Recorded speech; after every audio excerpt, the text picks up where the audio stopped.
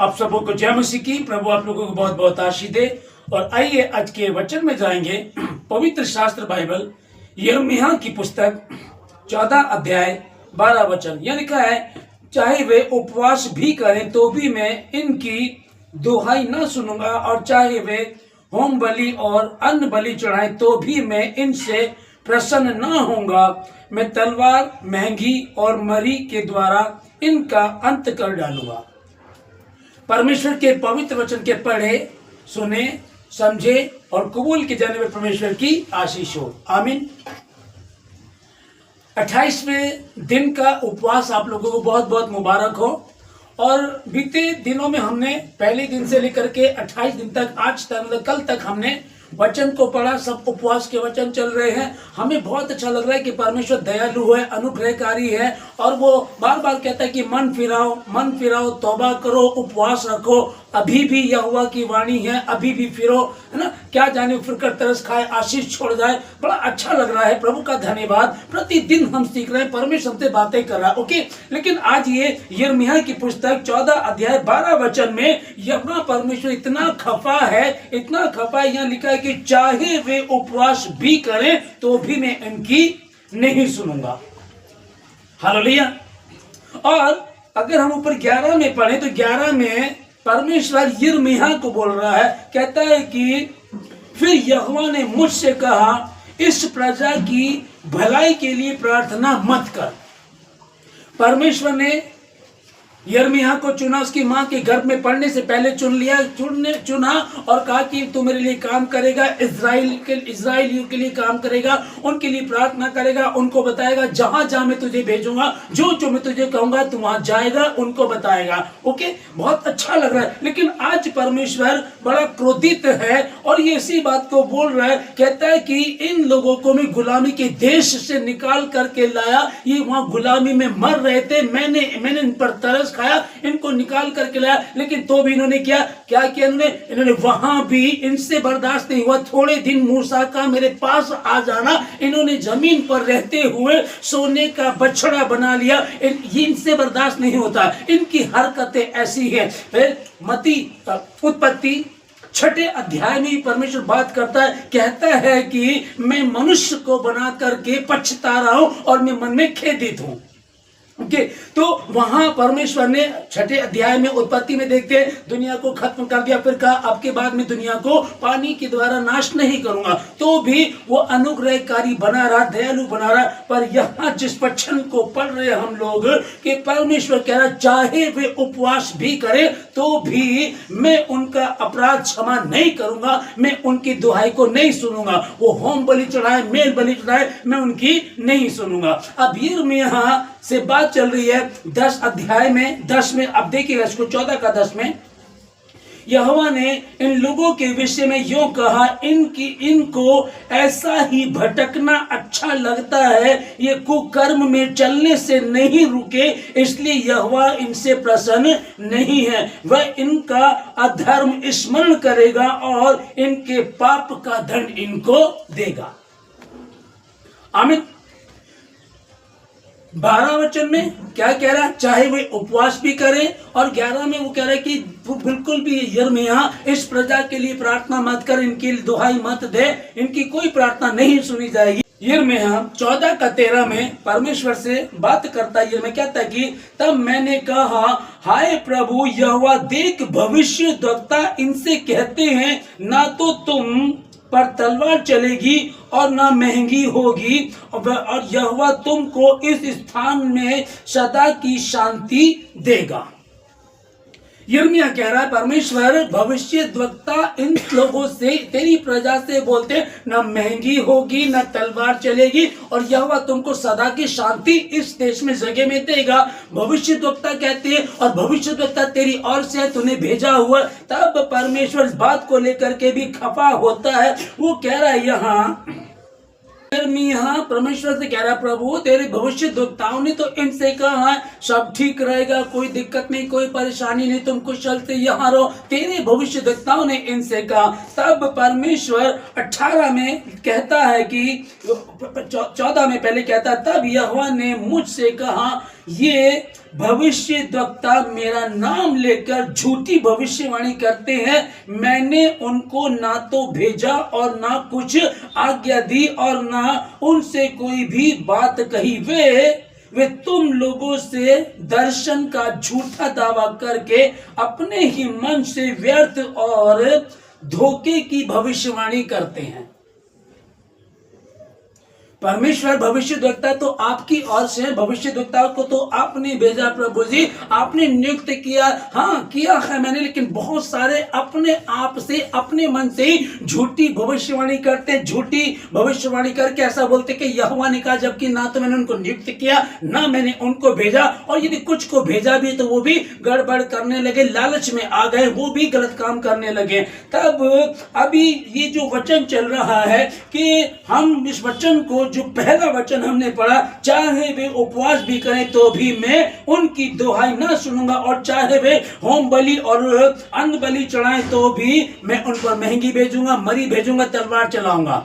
Okay, यह परमेश्वर ने कहा। और दूसरी बात, अगर आज हम, जैसे कि आप लोग सुन रहे हैं, बहुतों के मन में ये सवाल आ रहा होगा, हम तो नए नियम में हैं, पुराना नियम तो खत्म हो गया, नए नियम में व्यवस्था को तो प्रभु ने पूरा कर दिया। हाँ बिल्कुल सच है, नए नियम है, तो फिर अब ऐसा नहीं होगा, अब तो अनुग्रहकारी यीशु मसीह है और वो ठहरा रहता है, वो कह वो अभी भी ठहरा रहता है, उसने हमारे गुनाह को माफ कर दिया। बहुत सारे लोग इस भ्रम में रहते हैं, बहुत सारे लोग ऐसा भी बोलते हैं, नहीं नहीं ऐसा नहीं है, तो पुराना नियम है, तब हुआ करता था, तब आग गिरती थी और भस्म करके चली जाया करती थी, लेकिन अब ऐसा नहीं है, अब तो मसीह यीशु का अनुग्रह हम पर हुआ है। ओके, मसीह यीशु का अनुग्रह हुआ है, मानते हैं, सच्चाई है, बिल्कुल सच्चाई है, लेकिन जो हम लोग मत्ती की पुस्तक 5 अध्याय 17 वचन में पढ़ते, वहां लिखा है कि यह ना समझो मैं व्यवस्था या भविष्यद्वक्ताओं की पुस्तकों को लोप करने आया, लोप करने नहीं, मैं उनको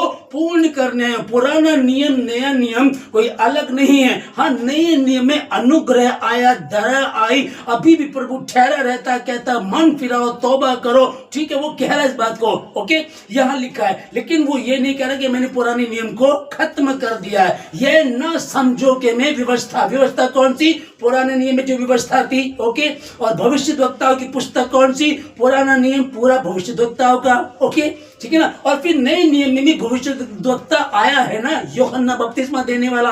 तो यहाँ अगर हम कहें कि इसमें तो लिखा हुआ है, अब हम नहीं, बहुत सारे लोग बोलते नहीं तो पुराने नियम का, हम तो नए नियम में है। तो फिर पुराना नियम का ये भी है कि जो हम लोग मत्ती की पुस्तक 7 अध्याय 21 और 22 में जो मुझसे हे प्रभु कहता है, उनमें से हर एक स्वर्ग के राज्य में प्रवेश न करेगा, परंतु वही जो मेरे स्वर्गीय पिता की इच्छा पर चलता है।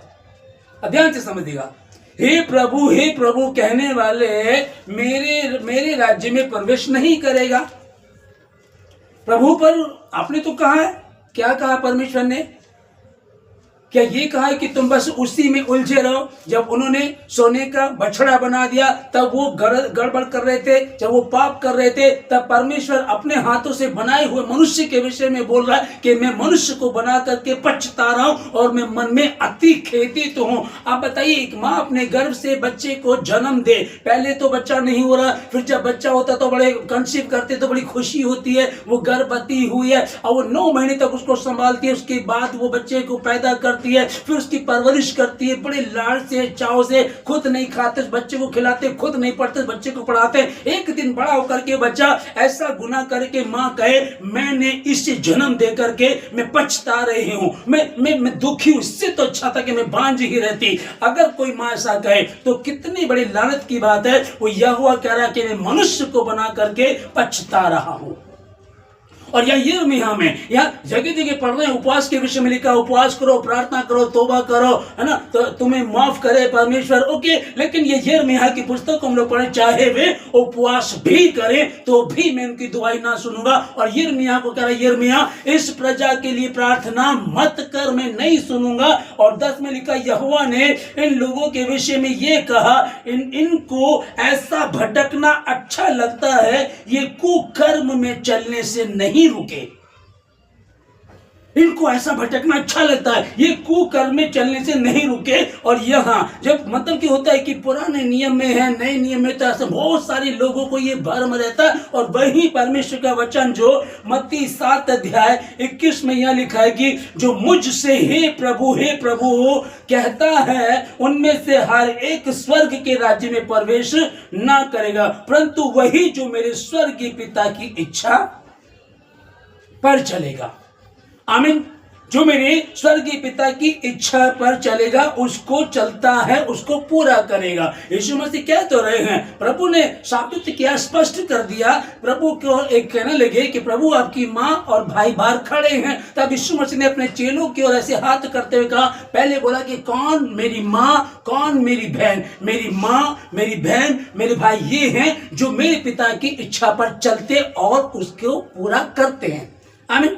स्पष्ट कर दिया उसने। कोई कहीं पुराने में ऐसा, पुराने में तो हाँ मरते थे, दुखी होते थे, नए नियम में नहीं। अब तो हम अनुग्रह में। अनुग्रह का मतलब ये नहीं है कि आप उसका नाजायज फायदा उठाएं। अनुग्रह का मतलब ये नहीं है कि आप परमेश्वर को फिर से दुखी करें। अनुग्रह का मतलब ये नहीं है फिर से आप अपनी मन मर्जी करें, क्योंकि प्रभु क्या कह रहा है 22 में, क्या लिखा है यहाँ मत्ती 7:22 में, उस दिन बहुत से लोग मुझसे कहेंगे, हे प्रभु क्या हमने तेरे नाम से भविष्यवाणी नहीं की, हाँ, और तेरे नाम से दुष्ट आत्मा को नहीं निकाला, और तेरे नाम से बहुत से आश्चर्य कर्म नहीं किए? तब मैं उनसे खुलकर कह दूंगा, मैंने तुमको कभी नहीं जाना। हे कुकर्म करने वालों, मेरे पास से चले जाओ,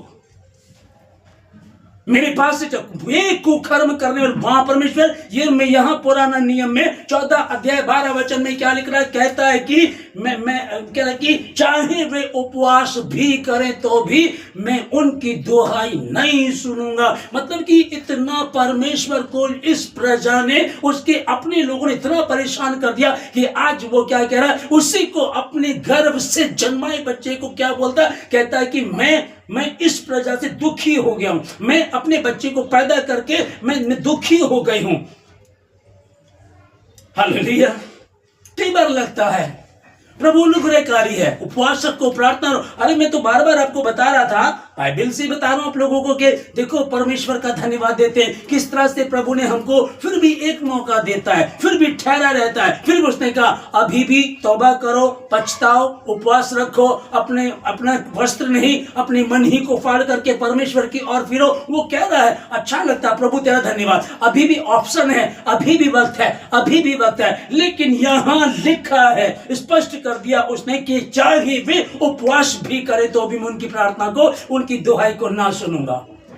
यिर्मयाह कहने लगा परमेश्वर, पर भविष्यद्वक्ताओं ने तो इनसे कहा है कि तुम सुकून से रहो, शांति से रहो, कुछ नहीं होगा। अरे कुछ नहीं होता। जब मालूम पड़ गया कि वह विचार कर रहे हैं तो कुछ होगा। जब मालूम पड़ गया कि खून कर रहे हैं कुछ ना कुछ होगा। जब मालूम पड़ गया ये लोग परमेश्वर की आज्ञा को नहीं मान रहे, उसके वचनों को अपने पैरों से कुचल रहे हैं, तो क्या परमेश्वर को क्षमा करेगा? और नए नियम में वही बात आती है, कहता कि उस दिन नए नियम में जो हम लोग 7:21 में पढ़ रहे हैं, जो मुझसे हे प्रभु कहते हैं, नहीं वचन के सुनने वाले नहीं परंतु उस पर चलने वाले बने। ऐसा ना हो कि वो खुद को धोखा दे। हालेलुया। कौन क्या कह रहा है? कौन कह रहा है? परमेश्वर। अगर कोई भविष्यद्वक्ता आपको बोल, किसी भविष्यद्वक्ता ने आपको कहा, वो कहने के लिए अरे कुछ नहीं होगा, शायद आप उसको दशमांश देते हैं, शायद उसको बहुत प्यार करते हैं, साथ बहुत भेंटे लेकर के जाते हैं उस पास्टर के लिए, उस भविष्यद्वक्ता के लिए, ओके, उनके लिए आप अच्छा करते हैं। इसलिए अब वो कई बार आपको सच नहीं बताते। अरे नहीं, कोई तलवार नहीं आएगी तुम पर, तलवार नहीं चलेगी, ना महंगी आएगी, है ना, परमेश्वर तुमको नाश नहीं करेगा, कुछ नहीं होगा, आप खुश रहो, परमेश्वर तुमको शांति देगा, इसी देश में रखेगा। तो कम से कम उससे वचन पूछिएगा कि ऐसा कोई वचन बताओ कि इजरायलियों ने, परमेश्वर के लोगों ने वह विचार किया, गंदे काम किए और परमेश्वर क्षमा करता है। पास्टर जी वचन बताइए। तब आप क्लियर हो सकते हैं, वरना वो व्यक्ति आपको नर्क की ओर ले जाएगा। और यदि आपको लग रहा है, क्योंकि परमेश्वर ने आपको सामर्थ्य दिया, बुद्धि दी, ज्ञान दिया, परख का आत्मा दिया आप लोगों को, आप पढ़िएगा परमेश्वर के वचन को, प्रभु मुझे बुद्धि दे, समझ दे खुदावन, मुझे हमें समझा। क्योंकि भविष्यद्वक्ता तुमको कहकर चला गया, अरे कुछ नहीं होगा, तुम जो गुनाह करते हो, गलती करते हो, कुछ नहीं हो, कोई फर्क नहीं पड़ता, कोई नहीं कोई ऐश करो तुम। अब हम तो ऐश कर रहे हैं, हम तो लगे अपने कामों में, क्योंकि हम खुद ही प्रार्थना में नहीं है, खुद ही वचन को नहीं पढ़ रहे, खुद ही हम लोग उपवास में नहीं है। हम उपवास रखेंगे, प्रार्थना करेंगे, परमेश्वर के समीप जाएंगे, उसके नजदीक आएंगे तो बुद्धि मिलेगी ना। परमेश्वर के निकट आओ, शैतान का सामना करो तो तुम्हारे पास से भाग जाएगा। व्यवस्था की पुस्तक तेरे चित्त से कभी उतरने ना पाए। ये नहीं लिखा है कि वो पास्टर, वो जो पास्टर है वो तुझसे दूर ना, हाँ गुरु है, उस्ताद है, पास्टर है, खुदा का भेजा हुआ, उसके साथ रहना, लेकिन तुम्हारी खुद की भी तो ड्यूटी बनती है। मेरे वचनों के खुलने से प्रकाश होता है, वचन के खुलने से प्रकाश हुआ ना, नहीं तो हाँ जी वचनों के खुलने से प्रकाश होता है, पर वो आते हैं पास्टर जी, वो खुलवाते हैं, आगे पीछे नहीं। क्यों भाई? मात्र हाँ एक दिन का परमेश्वर ने कहा कि 7वें दिन परमेश्वर के मंदिर में आना, 7वें दिन परमेश्वर के मंदिर में जाते, प्रार्थना करते, पर डेली के लिए क्या नहीं लिखा है? क्या रोज की रोटी हमको दिया कर। वो कौन सी रोटी की बात कर रहा है? क्या परमेश्वर वो रोटी की बात कर रहा है जो कौओं के द्वारा अपने नबी को खाना खिला रहा है, जो एक पत्थर में कीड़ा उसको भी खाना देता है, जो पक्षी है ना बोते हैं, ना काटते हैं, ना इकट्ठा करते, उनका भी पेट वो भरता है, तो वो क्या हमसे ये वाली प्रार्थना कराएगा? अपने समानता में बनाए हुए मनुष्य से ये प्रार्थना कराएगा? वो ये कहेगा वो कि इस रीति से प्रार्थना किया करो, प्रतिदिन का आहार हमें दे। कौन सा आहार? कौन सी रोटी? क्या वो रोटी यही है पेट भरने वाली? यीशु ने कहा मनुष्य केवल रोटी से नहीं परंतु परमेश्वर के मुख से निकले हुए एक वचन से जीवित रहेगा। जब वो कह रहा है कि परमेश्वर के मुख से निकले हुए हर एक वचन से जीवित रहेगा, ये पुराने नियम में परमेश्वर ने कहा था, नए नियम में यीशु मसीह ने शैतान से कहा, शैतान ये भी लिखा है। उसने कहा ना कि पत्थर को बोल रोटी बन जाए, वो 1 मिनट में रोटी बना सकता था, पर उसको बता रहा था, कहता है कि ये भी लिखा है कि मनुष्य केवल रोटी से नहीं परंतु परमेश्वर के मुख से निकले हुए हर एक वचन से जीवित रहेगा। ये वचन उसी का निकला हुआ है। तो क्या परमेश्वर यहाँ रोटी की बात कर रहा है कि ये प्रार्थना किया करो, प्रतिदिन का आहार, प्रतिदिन का भोजन, प्रतिदिन का कैलेंडर में वचन है। रोज की रोटी हम पढ़ते हैं, रोज की रोटी हम इसमें सुनते हैं, आज की रोटी मेरे लिए क्या थी, आज परमेश्वर हमसे कौन सी बातें की है। आज हम परमेश्वर के समीप हैं, 28वें दिन के उपवास में जब प्रभु के समीप आए तो परमेश्वर कौन सी बातें की, हमसे क्या कह रहा है? लिखा है इसमें, चाहे वे उपवास भी करें, दुहाई दे मेरी तो भी मैं उनकी नहीं सुनूंगा। आज ऐसा वचन आए सामने तो इसका मतलब परमेश्वर दुखी भी होता है कई बार, है ना। उसने पुराने नियम में फिर वो कह रहा है कि आग गिरती थी, नाश हो जाया करते थे। वह विचार में एक ही रात में 23,000 मर गए। सोच कर देखो, 20 लाख लोग चले थे, मात्र दो लोग वायदे के देश में पहुंचते, सब जंगल में ढेर हो गए। क्यों वो जंगल में लेकर गया? मात्र 11 दिन के सफर को उसने 40 वर्ष का सफर क्यों कर दिया? क्या कारण था? वो सिखाना चाह रहा था, इनकी रग रग में, इनके कण कण में गुलामी है, गंदगी को दारू पीते थे, व्यभिचार में रहते थे, गुलामी की जिंदगी जी रहे थे। परमेश्वर ने इनकी दुहाई को सुना। परमेश्वर की निज प्रजा, परमेश्वर के अपने लोग, प्रभु इनको संभालता है। तब प्रभु को पता था, इसलिए परमेश्वर गोल गोल उनको घुमा रहा था, उसी जंगल में गोल गोल घुमा रहा था। 11 दिन के सफर को 40 साल तक लेकर के चला।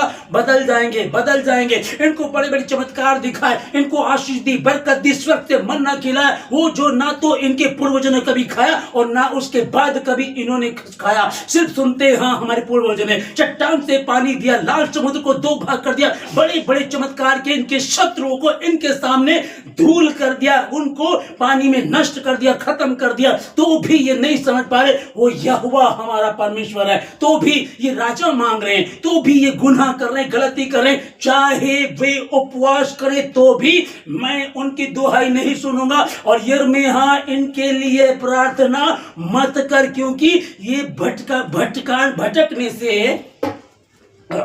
ये जो लिखा है यिर्मयाह 14:10 में यहोवा ने इन लोगों के विषय में यह कहा, इनको ऐसा भटकना अच्छा लगता है, ये कुकर्म में चलने से नहीं रुके, इसलिए मैं उनकी प्रार्थना को नहीं सुनूंगा और मैं उनको नष्ट कर दूंगा।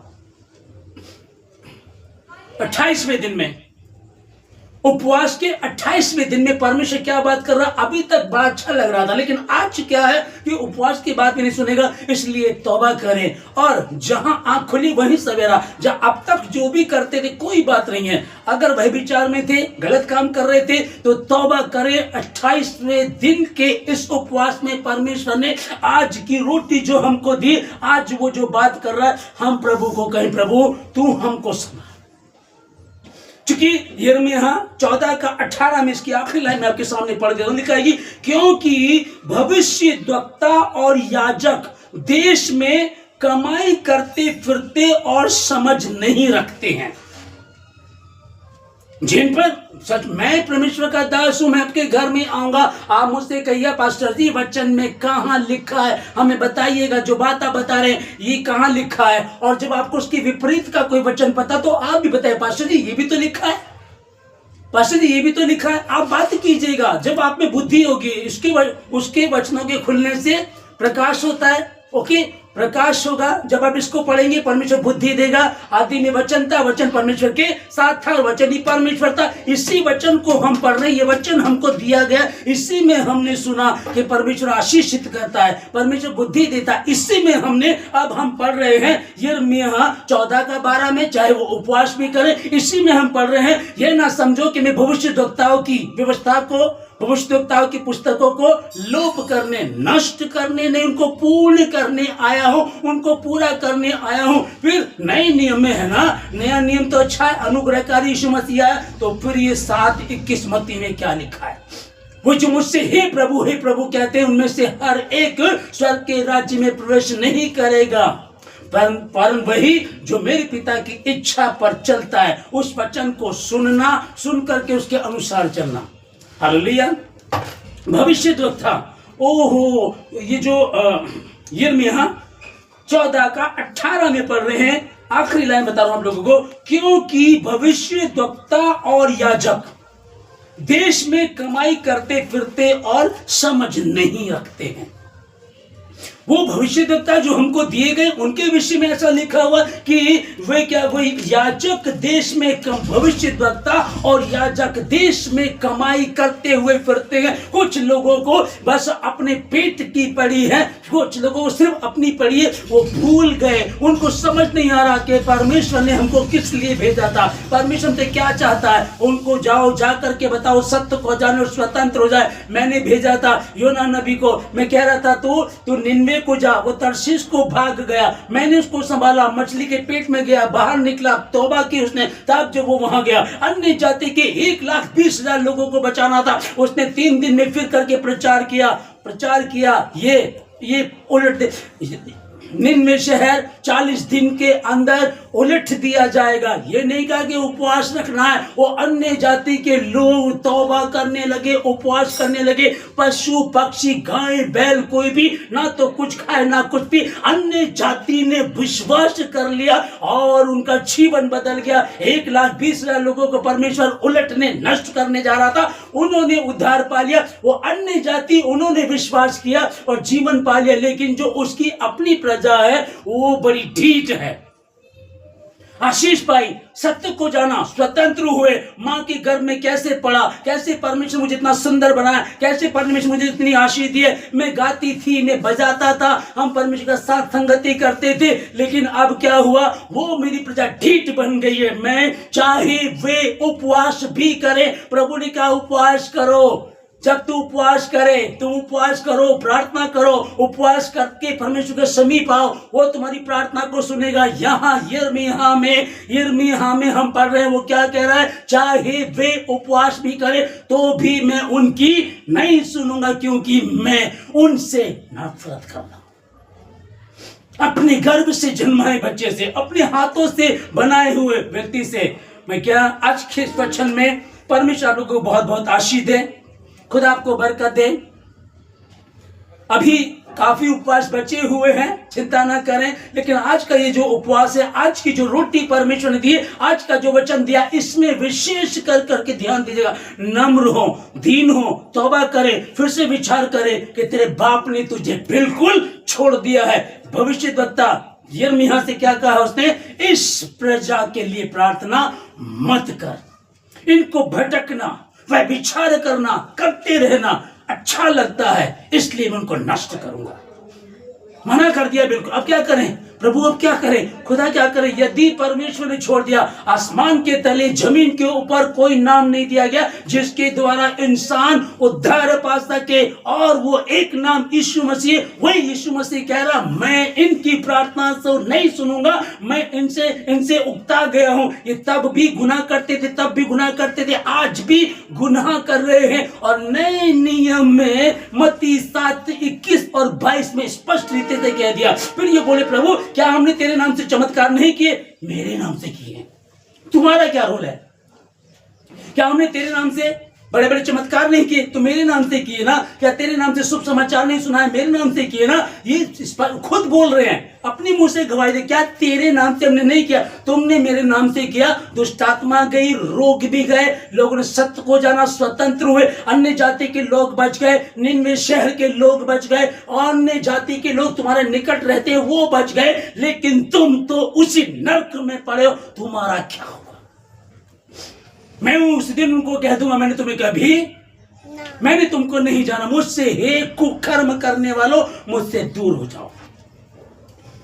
22 में लिखा यहां, उस दिन बहुत से मुझसे कहेंगे, हे प्रभु क्या हमने तेरे नाम से भविष्यवाणी नहीं की? हाँ, और तेरे नाम से दुष्ट आत्मा को नहीं निकाला, और तेरे नाम से बहुत से आश्चर्य कर्म नहीं किए? हाँ, किए हैं। कितने लोगों से मैं मिलता हूं, अरे वो परिवार मेरे द्वारा बच गया, देखो वो उनका परिवार है, मैंने उनको सुसमाचार सुनाया था, वो बच गए, देखो आज वो चर्च जा रहे हैं, देखो उनका उद्धार हो गया, उनकी बीमारी ठीक हो गई, उनके घर में जो श्राप था वो खत्म हो गया, देखो वो कितने अच्छे चल रहे हैं। फिर उनकी शक्ल देखो बताने वाले की, उनको देखो। आप जो बता रहे हो ठीक है, उनके लिए हुआ, पर आपका जीवन क्या है? आप तो अभी भी दारू पी रहे हैं, आप तो अभी भी व्यभिचार में, आप तो अभी भी क्लेश करते हैं, दुश्मनों से दुश्मनों के लिए प्रार्थना नहीं करते, नफरत करते हैं। आपका जीवन तो नहीं बदला है।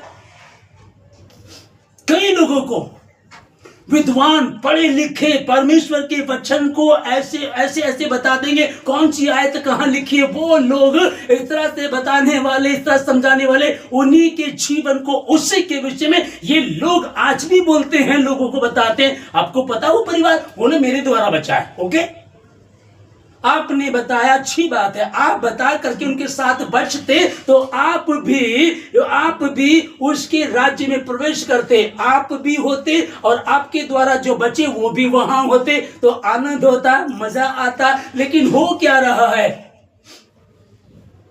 धनी व्यक्ति कह रहा है, हे पिता इब्राहिम, ये तो मेरे देवड़ी पे पड़ा रहता था, ये तेरी गोद में है, और मैं धनी था, मैं मखमली वस्त्र पहनता था, मैं अमीर था, मैं गरीबों को खिलाता था, ये तो मेरी देवड़ी पे से खाया करता, पड़ा रहता था, मेरी झूठन खाता था, हमारे कपड़े पहनता था, ये तेरी गोद में, और मैं नरक में। यही हो जाएगा अगर वक्त रहते नहीं बदले, तो यही हो जाएगा। इसलिए वक्त रहते बदल जाओ। यदि वक्त ने बदला फिर बहुत बुरा होने वाला है, फिर मुश्किल हो जाता। यहाँ परमेश्वर जो हम यिर्मयाह 14:18 में पढ़ रहे हैं, क्योंकि भविष्यद्वक्ता और याजक देश में कमाई करते फिरते और समझ नहीं रखते हैं। भविष्यद्वक्ता, आम प्रजा की बात नहीं चल रही है अभी आम प्रजा भी उसको ले लीजिएगा। जो भविष्यद्वक्ता को यह कहा जा रहा, सोचो तुम्हारा क्या होगा। जिनको नियुक्त किया, मां के गर्भ से चुन लिया, भविष्यद्वक्ता शिमशोन को चुन लिया, मां के गर्भ में पड़ने से पहले शिमशोन को चुन लिया। उसकी मां को कहा तू गर्भवती होगी, तेरा बांझपन खत्म हो जाएगा, जो तुझसे जिसको तू जन्म देगी वो मेरा नाजीर होगा, और वो मेरे लोगों को दुश्मनों से, परिस्थितियों से बचाएगा। ये भविष्यवाणी थी। लेकिन जिस दिन उसने गुनाह किया, अब तक यही व्यक्ति, यही शिमशोन जिसको परमेश्वर ने चुना, अभी तक ये उन दुश्मनों का तमाशा बनाता था। और जब इसने गुनाह किया, एक मौका दिया, नहीं समझ में आया, दूसरा मौका दिया, नहीं समझ में आया, तीसरा मौका दिया, नहीं समझ में आया, जब समझ में नहीं आया चौथी बार वो उलझ करके रह गया। और जब उलझ करके रह गया, क्या लिखा है, उसके बाद उसकी आंखें फोड़ दी गई। ये उनका तमाशा बनाता था, आज खुद तमाशा बन करके रह गया, अब चक्की पीस रहा है।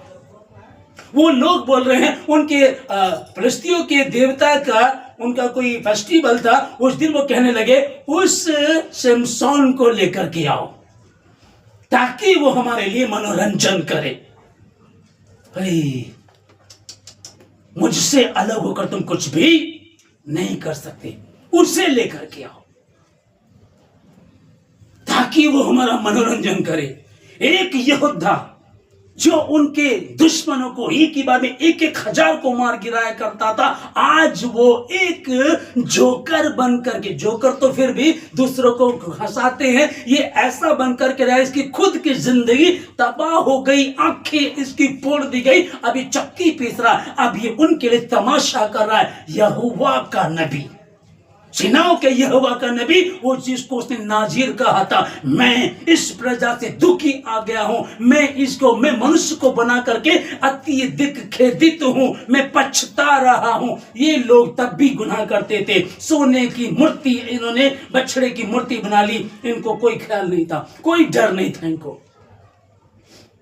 हालेलुया, मैं यहोवा हूं, यही मेरा नाम है। फिर भी मैं यही कहना चाहता हूं, सच में आज हम अनुग्रह में हैं, नए नियम में हैं, तौबा करें, पछताएं, दाऊद की तरह उसकी देवड़ी पर पड़े रहे और कहें प्रभु ना, जीवन चाहिए तुझसे, तू मौत देता अभी मार दे, मैं मरने के लिए तैयार हूं तेरे हाथों से, लेकिन दुश्मनों के हाथों से नहीं।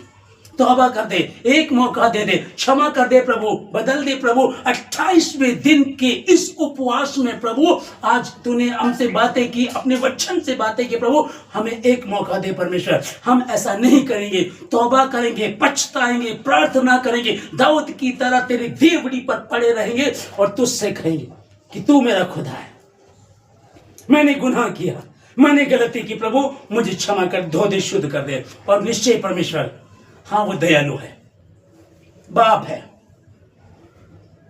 यिर्मयाह को कह रहा है इनके लिए प्रार्थना मत कर, चाहे वो उपवास रखे, मेरी दुहाई दे, तो भी मैं उनकी नहीं सुनूंगा। कहा उसने, कह रहा है तो भी लिपट जाओ उससे, लिपट जाओ उससे, कहो प्रभु तू ही दयालु है। जो परमेश्वर हमको प्रतिदिन रोटी दे रहा है, आप सुन रहे हैं, आप आशीषित हो रहे हैं, और मैं खुद आशीषित हो रहा हूं, क्योंकि जिस नलके में से जल निकलता है वो सूखा नहीं रहता, पहले वही गीला होता है। इसलिए जब ये जल, परमेश्वर का ये जल, वचन का जल मुझ में से निकल रहा है, तो ये पहले मुझे गीला कर रहा है, मुझको आशीष मिल रही है। जब मैं तैयारी कर रहा हूँ, प्रार्थना कर रहा हूँ, पहले मुझसे बातें चल रही है, और उसके बाद ये आप लोगों से बातें चल रही हैं, हम सबों से बातें चल रही है। इसलिए ध्यान से सुनिएगा, समझिएगा, उसके अनुसार चलने की कोशिश करें। अरे करें, कुछ भी मुश्किल नहीं है, माफ कर देगा, वो करेगा, कर देगा।